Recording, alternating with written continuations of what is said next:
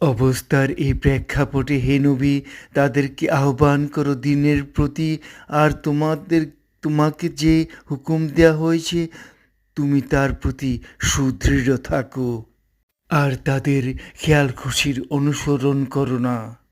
আর বলো, আল্লাহ যে কিতাবই অবতীর্ণ করেছেন আমি তার প্রতি ঈমান এনেছি। তোমাদের মাঝে ইনসাফ করার জন্য আমাকে নির্দেশ দেয়া হয়েছে। আল্লাহ আমাদেরও প্রতিপালক, তোমাদেরও প্রতিপালক।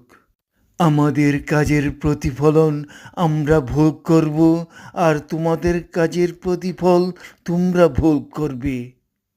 আমাদের আর তোমাদের মাঝে কোনো ঝগড়া নেই। আল্লাহ আমাদের সবাইকে একত্রিত করবেন, আর তার কাছেই একদিন সকলকে ফিরে যেতে হবে।